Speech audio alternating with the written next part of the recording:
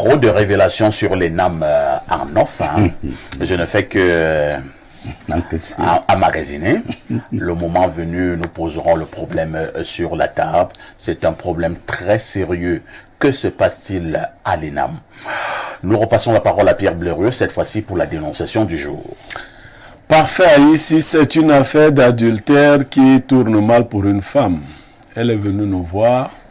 Il y a quelques mois de cela, l'année dernière, elle a été recrutée dans un établissement de la place par l'aide d'une copine à elle. Malheureusement, son époux s'est intéressé à la dite copine qui avait fait recruter sa femme. Et il a commencé à entretenir des relations coupables avec la copine à sa femme. Quelque temps après, à la fin de l'année, pendant que la dame s'attendait à être reconduite cette année, sa copine lui annonce qu'elle ne pourra plus faire partie des effectifs de l'établissement. Elle était quoi, enseignante? Oui, bon, elle était personnel d'appui. D'accord. Elle était personnel d'appui. Elle ne pourra plus faire partie de l'effectif. La dame me dit... Un établissement quoi, scolaire? Oui, un établissement scolaire. La dame me dit avoir découvert le poteau rose, en avoir discuté avec son époux qui s'est montré très violent. Ensuite, elle lui a dit que moi, je n'ai même pas de problème. Tu peux continuer ta relation avec elle. Mais avec ma copine. Oui, épargnez-moi. L'homme lui a dit non, on ne va pas t'épargner. Tu vas en subir les foudres puisque tu as cherché. C'est donc le mari qui aurait demandé à faire licencier sa femme. Incroyable. Voilà. La femme a été remerciée et elle est au quartier en ce moment. Elle dit être à la recherche d'un nouvel emploi. Rodrigue d'Albert Evinan, c'est une dénonciation qui soulève plusieurs problèmes à la fois. Nous avons l'adultère, nous avons l'infidélité, nous avons la trahison, nous avons la cupidité, légèrement un peu de sorcellerie, et tout. Je vous passe la parole. Parfait, ici, je suis de ceux qui pensent que notre génération a vraiment beaucoup de problèmes. La famille aujourd'hui, qui est le fondement même de la société, est en ballottage, est instable, n'a pas de sérénité effectivement parce que notre génération n'a visiblement pas été initiée vraiment à la chose, à cette affaire très sacrée qu'on appelle le mariage. Parce que quand on parle maintenant, on parle de trahison, on parle d'infidélité et autres.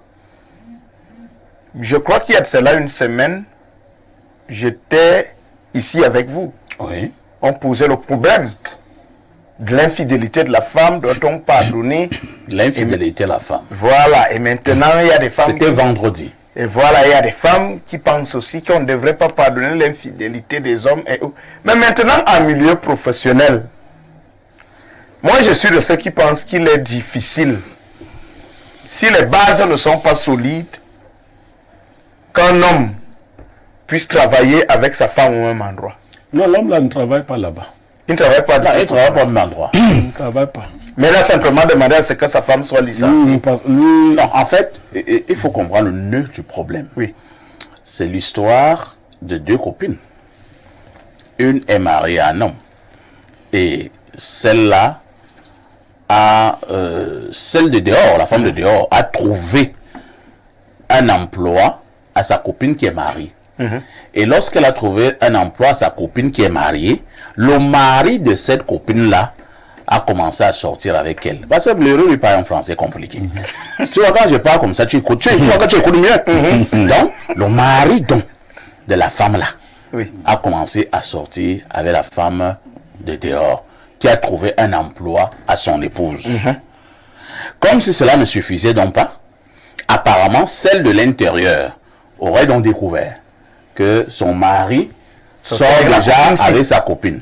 Entre-temps, la copine de dehors là a fait un effort pour que celle à qui elle a d'abord donné le travail soit licenciée.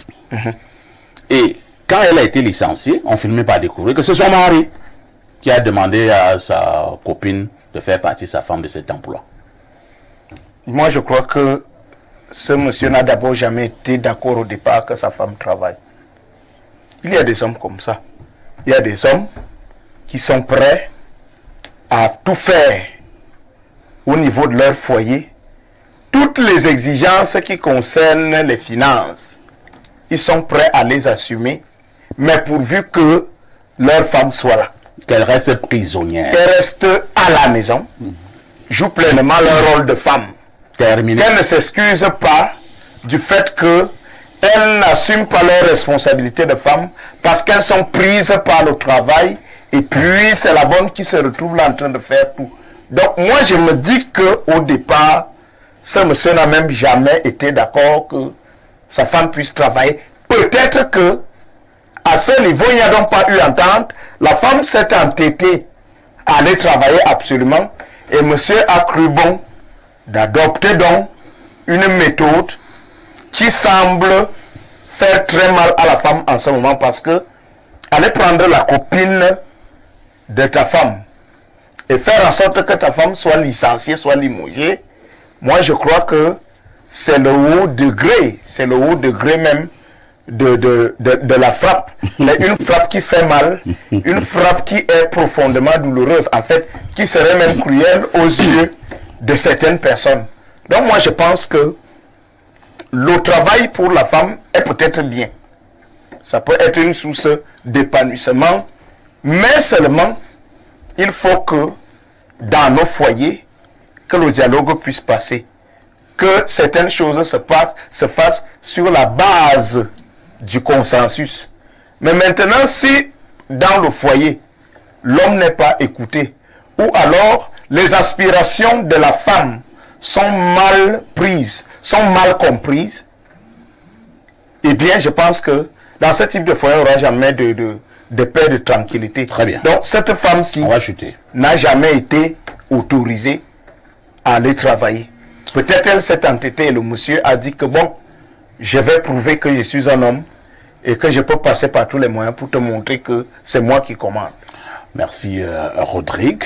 Bernard Owona, est-ce qu'on ne devrait pas comprendre pourquoi depuis un certain temps certaines femmes n'aiment pas avoir des copines? Il paraît qu'habituellement quand tu as une copine, elle finit par aller avec ton gars ou même avec ton mari. Cette fois-ci, non seulement elle est allée avec son mari, mais maintenant c'est elle qui subit. La preuve, elle vient d'être licenciée, même si c'est sa copine qui lui a d'abord donné cet emploi. Je pense que la dénonciation de ce matin peut se résumer à quelque chose de près au film Le Bon, la Brute et le Truand. Nous avons là 3 acteurs, 2 copines et le mari. Moi, je vais dire les choses simplement comme au quartier, comme dans la rue.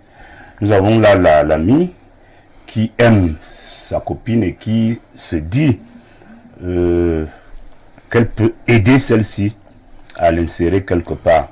Donc, c'est une femme bien, au départ, qui habitait par de bonnes intentions, qui cherche du travail et réussit à faire recruter sa copine qui est mariée. À ce niveau, je pense que la personne, la copine qui a trouvé le travail à l'autre s'est dit que elle pouvait se faire justice, entre guillemets. Elle pouvait se faire payer. Elle pouvait se faire récompenser. Avec le mari de celle à qui elle a trouvé du travail. Drôle de récompense. Oui, c'est comme ça, vous allez voir. Donc, la première copine donc, qui trouve le travail à l'autre se dit que pourquoi pas, puisque je t'ai donné la vie, je peux commencer maintenant à me taper ton mari. Et le mari le sait. Maintenant, celle à qui on a trouvé le travail, qui découvre que celle qui lui a donné le travail se tape déjà son mari, moi je crois qu'elle a fait une erreur. Elle devait voir comment gérer ça avec sa copine, au lieu d'aller provoquer des foudres auprès de ce... En quoi faisant? elle devait dire à sa copine de trouver des moyens, des voies et moyens pour qu'elles s'entendent entre les deux. Puisque le mari aime la copine. La preuve, le mari a décidé qu'on licencie sa femme. Que sa copine reste bien dans là où elle est, sans tenir compte que sa femme va revenir au quartier pour se lamenter, etc. Donc moi je crois que toutes les deux femmes et le monsieur sont coupables. Tous. Non, la femme qui a été licenciée est coupable à quel niveau? Non, elle n'est pas totalement coupable, mais quand même je dis qu'elle aurait... Elle a une part de responsabilité. Elle a une part de responsabilité parce que tout dépend de la qualité d'amitié qu'il y avait entre elle et sa copine. Parce que le tout n'est pas de dire que nous sommes amis. Parce que les vrais amis, vraiment, ne se tapent pas le dos comme ça, parfois ici. Quand vous êtes vraiment ami à quelqu'un et que la personne est même bousculée, harcelée par votre compagnon, si vous êtes vraiment ami à cette fille, vous lui dites que votre mari me met mal à l'aise. Non, et quelqu'un te dira également que c'est fait montre de petitesse et... Ah ben c'est pour ça donc elle a été licenciée, là voilà au quartier, et qui pleure. Le mari a décidé qu'on la licencie et que il se la coule douce avec la copine qui a mis l'autre... Donc je veux dire que moi, en ce qui me concerne, je considère que l'épouse aurait dû gérer ça autrement. La preuve, c'est que quand je dis... En disant à sa copine que je sais que tu pars avec mon mari, oui, mais entendons-nous. Sur quoi? Elle s'entend sur quoi? Les jours où elle peut aller avec... Non, laisse mon mari tranquille. Ah bon? Oui, laisse mon mari. Et le fait de le dire va laisser? Pourquoi pas? Dès lors que tu as déjà dit ça à ta copine... Maintenant, c'est une situation où vous fuyez la pluie, vous tombez dans la mare d'eau. De toutes les façons, celle-là allait toujours œuvrer à son limogeage. Que je t'ai donné le boulot. Bon, mais maintenant que ton mari me fait déjà du bien, tu vas me servir de ce bien comme ça, le limogeage allait toujours intervenir. Oui. Donc moi je pense que cette affaire-là est une affaire hautement complexe. Hautement complexe parce que quand la sexualité s'invite dans une affaire, dans l'amitié, je vous assure que... Est-ce que c'est et le terrain et cette affaire de ma ventre-ci. Bon, vraiment, beaucoup de familles aujourd'hui, les frères et les sœurs ne se parlent pas. Combien de fois des amis et des femmes qui aujourd'hui sont, c'est-à-dire, n'aiment pas avoir l'idée que leur homme est allé avec une autre femme, ne veulent pas entendre parler de polygamie, ne veulent pas entendre parler de ceci, à plus forte raison que monsieur n'est pas allé loin. Il est venu prendre sa copine qui lui a trouvé du boulot. Je voulais conclure en disant que la copine qui a trouvé du travail là, à son ami, est vraiment une femme dangereuse. Elle est dangereuse parce que... Elles sont peut-être dangereuses en donnant du travail. Non, c'était une façon de la manipuler et de la mettre dans sa ligne de mire pour mieux la contrôler et la maîtriser, sachant pertinemment que toute la question est de savoir, hein, Blériot, peut-être que tu nous diras, est-ce que quand elle trouvait du travail à cette amie, est-ce qu'elle sortait déjà avec le mari? Non. Donc ça veut dire que ce que je dis est suffisamment clair que elle a trouvé du travail à son amie pour mieux la maîtriser, pour mieux la contrôler et pour mieux gérer leur mari, le mari de sa copine. Merci. Voilà donc une amitié qui a volé en éclats. Voilà un ménage qui risque également connaître une rupture. Que faisons-nous en pareille circonstance, Pierre Blériot? Parfois ici, vous signaliez que certaines femmes n'aiment pas avoir les copines. Oui. Je veux faire remarquer aux gens qu'il y a des gens qui ne s'intéressent à une chose ou à une personne que quand elle est déjà occupée par d'autres. Ah bon? C'est-à-dire que c'est parce que votre mari vous a comme femme que ses copines s'intéressent à vous parfois ici.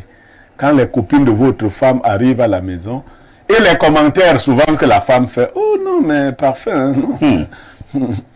Vous croyez que vous faites à qui du bien? C'est parfait, c'est un cheval. C'est la question qu'on pose. Quand tu dis ça, la personne a un dormeur.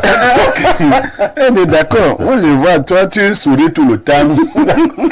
Non. Tous les matins, tu es joyeuse. Donc, en fait, il y a ce risque-là. Maintenant, il y a que l'homme est de mauvais caractère. quand je dis souvent aux gens, je parle de polygamie, je ne parle pas de ce genre de choses. Je le dis en prenant à témoin celles qui sont mes compagnes. On ne fait pas la cour aux copines de sa femme, c'est ça, aux voisines. Non. Être polygame ne veut pas dire avoir une vie désordonnée, non. Au contraire, vous devez avoir des principes.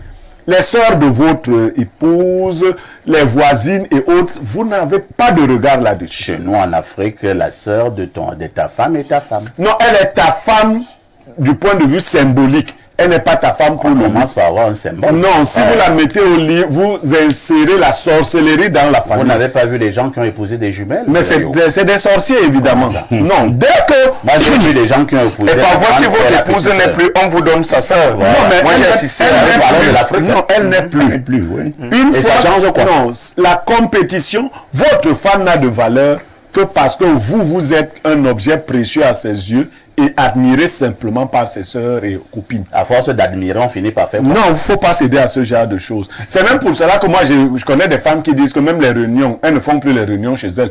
Ou quand elles font les réunions, elles demandent à leur mari de sortir. Ils sont dangereux.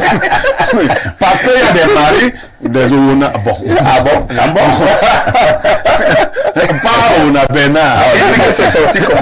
Il y a des maris, ils restent là pendant la réunion des femmes. Ils ne savent pas ce que l'homme fait à la réunion des femmes. Attends. Il assiste, non? Non, il est là. Il regarde derrière les cabas pour voir. Non. C'est un mauvais garçon.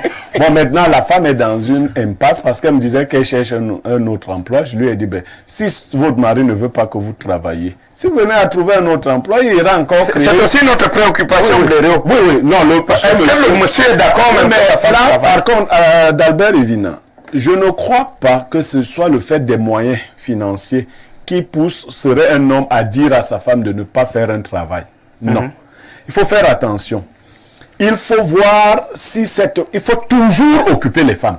C'est un danger pour les hommes qui croient que quand la femme ne travaille pas, elle est en sécurité, elle est gardée à la maison. C'est de la folie. Je vous parle en connaissance de... Une femme qui ne travaille pas peut être d'une infidélité que vous ne pouvez pas imaginer. Ah bon? Parce qu'elle s'ennuie. Le travail éloigne beaucoup de femmes. Contrairement à ce Elle est bien placée pour donner le programme de son type. Oui, une femme qui travaille a des pressions particulières. Ne croyez pas que ce soit le travail qui soit la source de l'infidélité. Bien au contraire, l'ennui amènera même votre femme à vous tromper avec n'importe qui.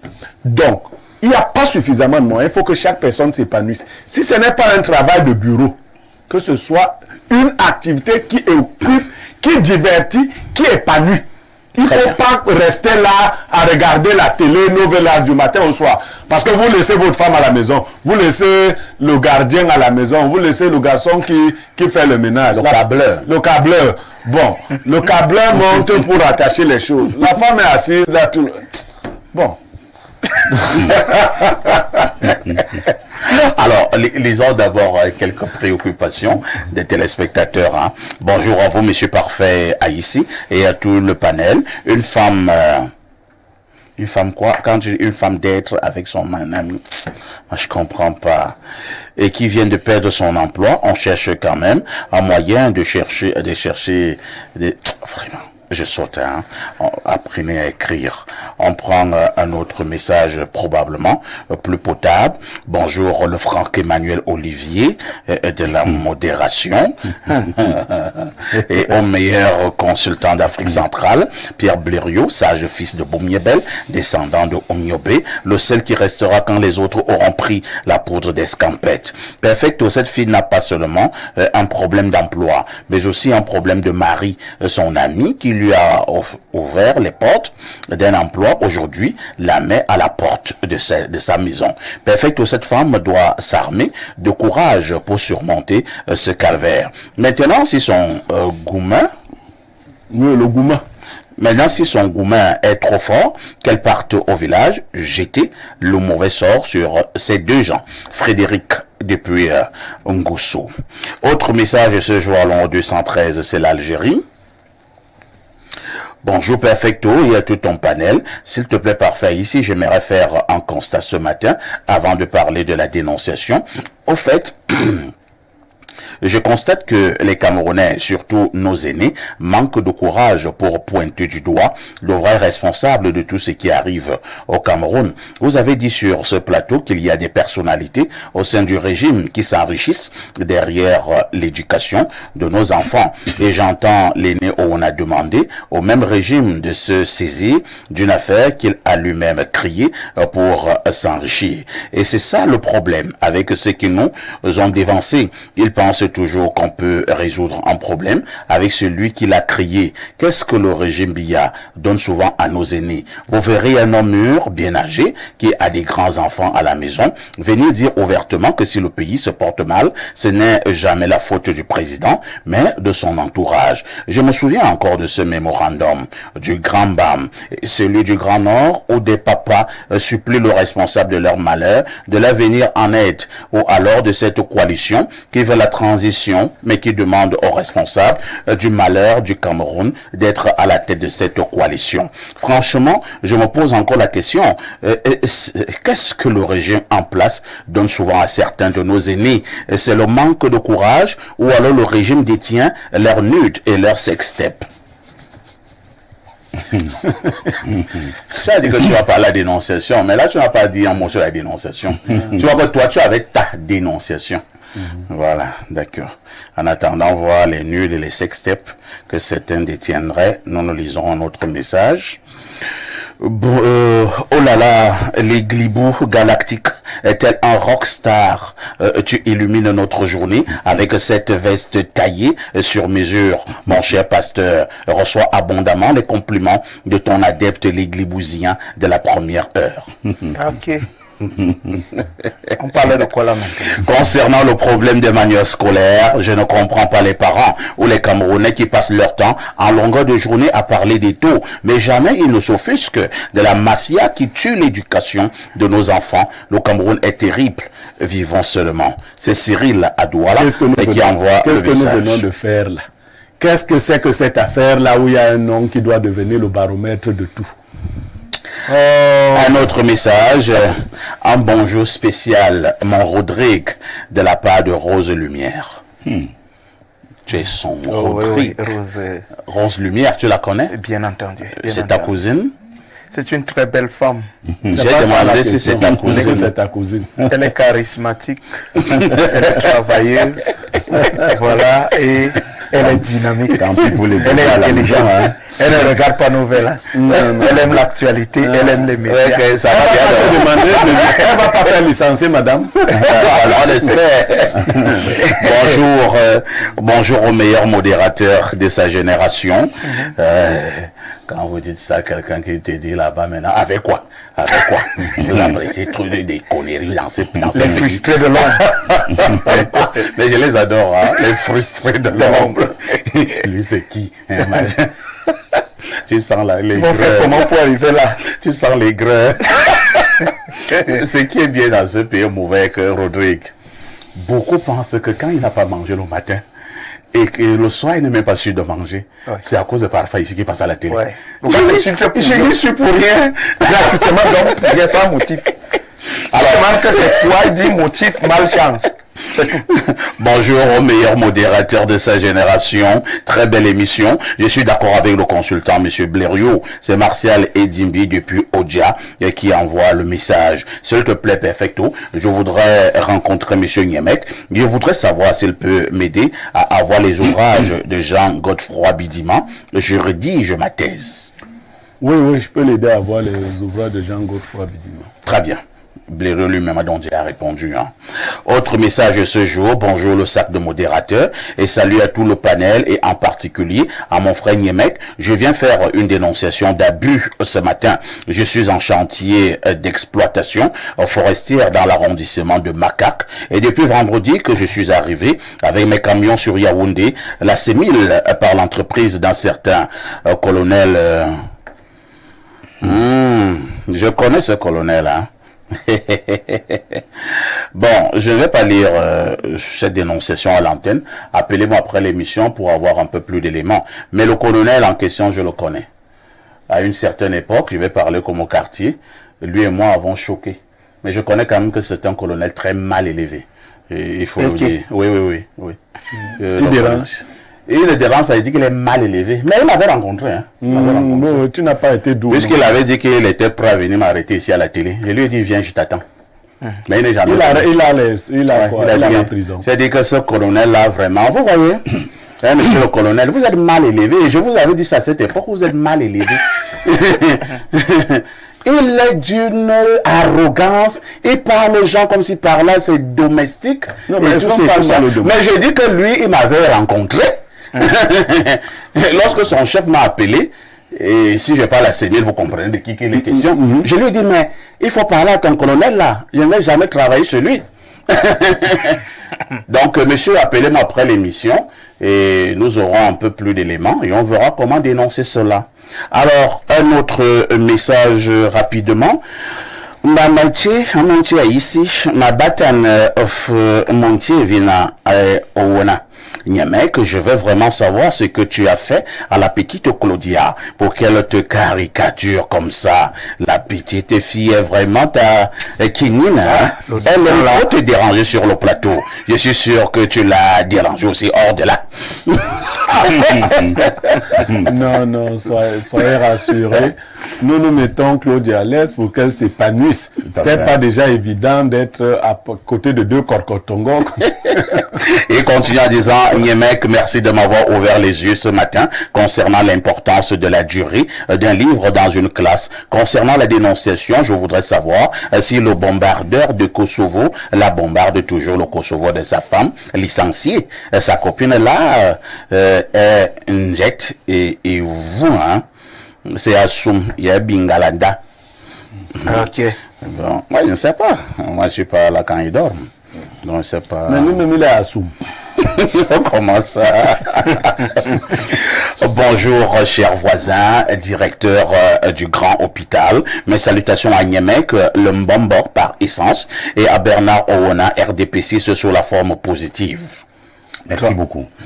Pour la dénonciation, la femme du dehors sortait déjà avec le mari et par culpabilité et par concertation avec le mari, elle a trouvé du travail à sa épouse pour que celle-ci soit occupée et lui colle la paix. Mais certainement quand l'épouse a découvert le poteau rose, elle a voulu se confronter à ces adultérants en femmes émancipées. Du coup, ceux-ci l'ont ramenée à la case départ pour lui faire comprendre qu'elle n'est rien. Vivement qu'elle accepte la polygamie et retrouve son poste de travail. Ça y est, DiCaprio depuis Garoua. Assez belle analyse. Oui. Ah bon? Assez belle analyse. Oui, la relation là devait déjà avoir lieu avant.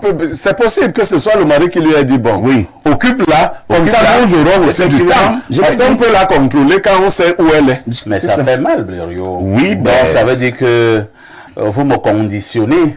Si je dois avoir du boulot, elle ne savait pas. Toi, si tu prends mon époux, non, tu ne sais pas. Le problème, c'est la découverte.